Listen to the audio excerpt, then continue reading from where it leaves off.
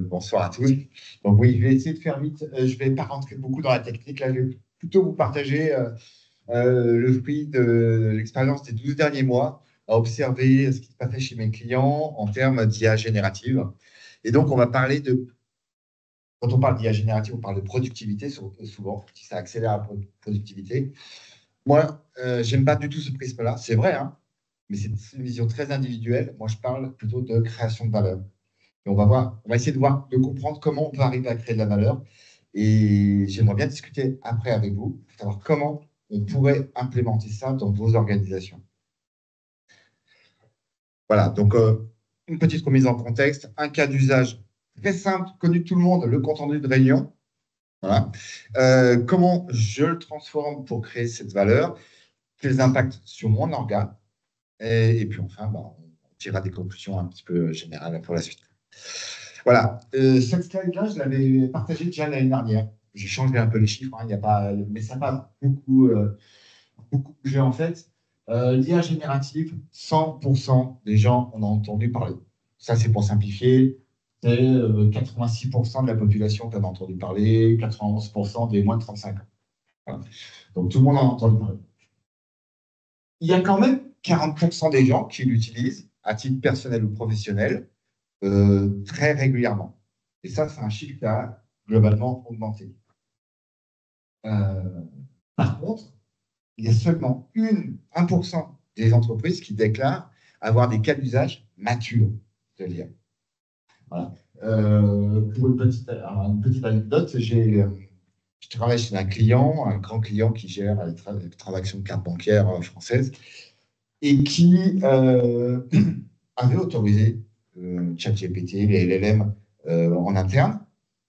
Et puis, à un moment donné, ils se sont dit, non, on ne maîtrise pas trop les usages, on en a parlé, on ne sait pas trop ce qui sort. Donc, ils ont coupé ces accès-là. Et ça a été un véritable vent de panique dans les équipes. On voyait que les gens s'étaient appropriés ces outils-là pour les aider dans leur travail. Et tout d'un coup, ils sont revenus un petit peu à l'âge de pierre. En tout cas, c'est ce que m'a dit un des collaborateurs. Alors, ils travaillent maintenant sur remettre des LLM, j'allais dire, validés. Voilà, mais ça prend un peu de temps. Donc, en fait, aujourd'hui, 1% des entreprises qui ont des cas d'usage, qui déclarent avoir des cas d'usage matures, il y en a quand même 70% qui font des POC. Ce que ça veut dire, ça, c'est qu'en fait, les entreprises n'arrivent pas à capter la valeur des LLM de l'IA générative. Et du coup, voilà, c'est le peine-là que j'aimerais, moi, un petit peu explorer au travers d'un cas d'usage donc extrêmement simple. On parlait du compte-rendu de réunion. Les IAGN et LLM, là où ils excellent, c'est la traduction, la génération de texte, le résumé, la synthèse de documents. Ils ont été mis en valeur pour ça. Le grand public les a adoptés pour ça. Alors, et ça le fait très bien. Et très rapidement, chez nous, il y a des gens de la force commerciale qui sont dit, tiens, je pourrais générer mon compte rendu de réunion directement. Il faudrait que j'enregistre l'audio de la réunion. Ça tombe bien, on a du Teams. Boum. Et ils ont pu générer leur compte rendu de réunion comme ça. Ça, c'est de la productivité. Alors, c'est de la productivité, mais également des choses, des fois, il n'y avait pas de compte rendu. Donc, c'est un petit peu un mieux fonctionnement d'entreprise. Voilà, donc on enregistre, on permet de faire un compte rendu IA, c'est de la productivité brute. Maintenant, qu'est-ce que je peux faire pour en tirer plus de valeur? J'ai ce compte rendu, au moins détaillé, qui est produit par les gens qui mettent ces réunions. Et puis, le directeur commercial est venu me voir pour dire, mais on ne pourrait pas faire plus quand même? Alors si, on peut faire plus. On peut faire en sorte qu'en même temps qu'il nous fasse le compte rendu, qu'il nous sorte le mail de remerciement qu'on va envoyer au client. On peut forcer quelque part le LLM à estimer le BANT, donc les indicateurs propres au commerce, donc budget, les personnes responsables, les besoins et la timeline du projet. Donc voilà, ça me permet, en demandant ça, d'uniformiser aussi le travail des équipes, pour dire, vous pouvez sortir ça. Très bien, on peut avoir un SWOT. Voilà. On peut avoir des informations en plus forte valeur ajoutée qu'un simple résumé. On l'a compris, l'étape d'après, maintenant, ça va être de dire, je veux vraiment créer de la valeur. Et c'est là où on se dit, on veut capitaliser pour l'organisation.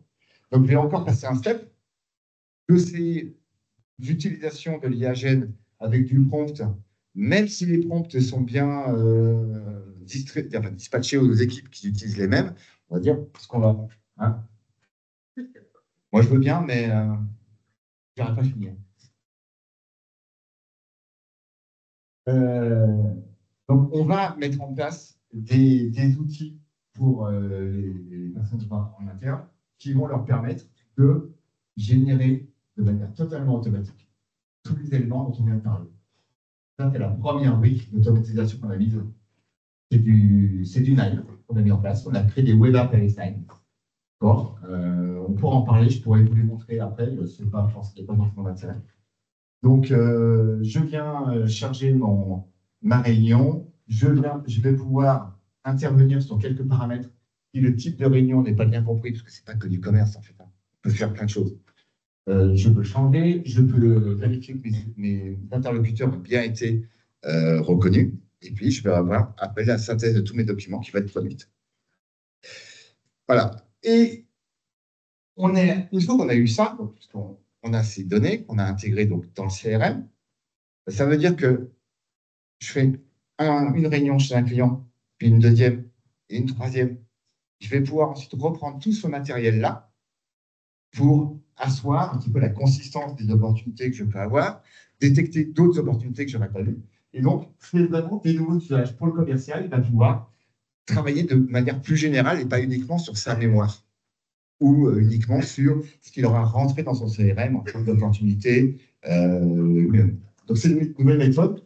Et par ailleurs, on a rajouté après ça, nous, l'extraction d'indicateurs, parce que maintenant, maintenant, c'est pas le moment, mais on peut demander au LLM de sortir des données structurées.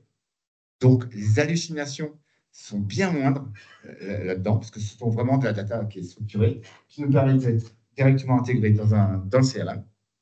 Et donc, du coup, à partir de données non structurées, juste pour rappel, aujourd'hui, le monde dans lequel on vit, il y a 95% de données non structurées et 5% de données structurées, celles sur lesquelles on travaille tous habituellement. Voilà. On passe de données non structurées à quelque chose qui va être exploitable en analytique. Et donc là encore, on crée de la valeur. Mais on va aussi aller un peu plus loin.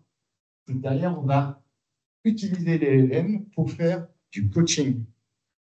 Alors, du coaching, ça peut être simplement, je vais regarder les temps de parole dans ma réunion pour savoir si le commercial ne monopolise pas justement le temps et laisse le client ou le prospect s'exprimer.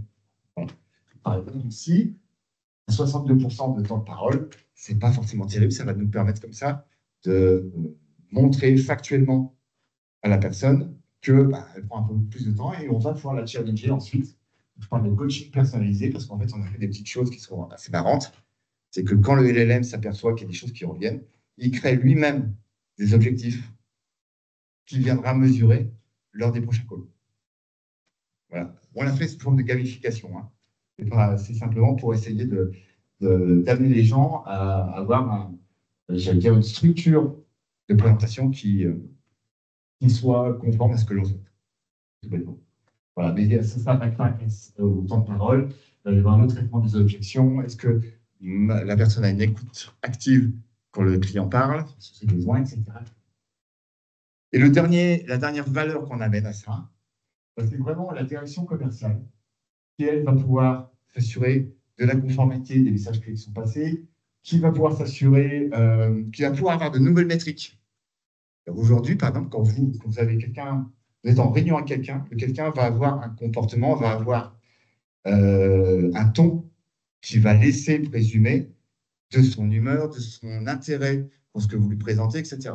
Et ça, aujourd'hui, si vous êtes responsable commercial, vous ne pouvez pas le savoir. Vous avez juste votre sales qui vient vous dire si c'est bien passé ou ça ne s'est pas très bien passé.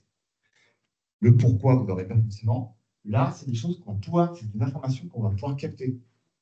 Alors, il ne faut pas les prendre pour argent comptant pour autant, mais ça veut dire que je vais pouvoir challenger mon équipe. Je vais dire, ah ouais, mais moi, regarde, là-dedans, apparemment, il était un petit peu en retrait. Est-ce que tu ne penses pas que... Voilà. On va pouvoir avoir j'allais dire, acquérir l'information qu'on n'avait pas jusqu'à présent, tout bêtement. Et c'est pareil bon, sur l'analyse de sentiments futurs, sur on va peut-être pouvoir repérer aussi des objections thématiques qui se répètent, voilà, et pour adapter ensuite notre discours au fur et à mesure. Et puis évidemment, le rêve de tout manager commercial, c'est d'avoir une prévision de closing la plus précise possible. Et puis donc, l'amélioration continue de la force de vente, on l'a vu avec la partie coaching. Voilà. C'est pas évident. Enfin, ça semble peut-être un peu facile quand je le dis comme ça, mais c'est tout sauf évident. Parce qu'en fait, il faut apprendre à évaluer et utiliser cette data. Et c'est quelque chose que les gens n'avaient pas l'habitude de faire. Et quand on dit que l'IA va supprimer des jobs, par exemple, moi, je suis désolé, mais je n'y crois pas. Moi, je crois plutôt à l'inverse, on va transformer les jobs. Là, le temps que je vais demander à mon DIRCO ici, il est supérieur à ce qu'il avait avant. Il va avoir de nouvelles tâches. Et donc, aujourd'hui, une de mes croyances, c'est qu'une de mes croyances, hein, c'est que dans l'entreprise, on prend l'IA générative comme étant quelque chose de technique, un outil, voilà. Et en fait, on oublie totalement de lui mettre la valeur métier et on s'aperçoit qu'en fait, ça sera ma conclusion un peu après, c'est que ce qui compte, c'est d'abord le métier. C'est d'abord le métier. On ne prend pas pour moi, on ne prend pas le bon prisme. Et en fait, si aujourd'hui c'est silence, c'est qu'on craint de transformer les métiers, de pousser un changement qui ne sera pas facilement acceptable rapidement. Voilà. L'impact sur notre organisation à nous, ça a été quoi? Donc, en fait, on a eu un cheminement qui s'est fait un peu step by step que je voulais montrer.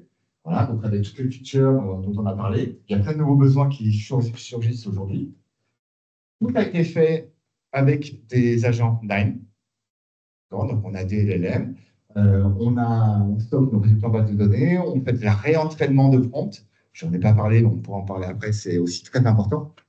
Voilà. Et on a un workflow commercial, industrialisé, qui est un fort valeur ajoutée chez nous. Mais ce n'est pas de la magie. Pas de la magie. Non, alors on ne fait pas la force de vente. Je vous l'assure. L'IA ne nous a pas encore fait gagner 50% d'affaires en plus. Non. J'espère un jour, mais pour l'instant, non. Donc la magie, non. Par contre, c'est une accélération du cycle commercial, ça c'est oui, c'est sûr, c'est certain. C'est un gain de temps opérationnel, on a plus de réactivité, on a plus de qualité également. Ça nous permet donc il va générer plus d'informations disponibles globalement pour tout le monde, et pas que pour le commercial. Rappelez-vous au début, le commercial, il fait son compte rendu pour lui-même.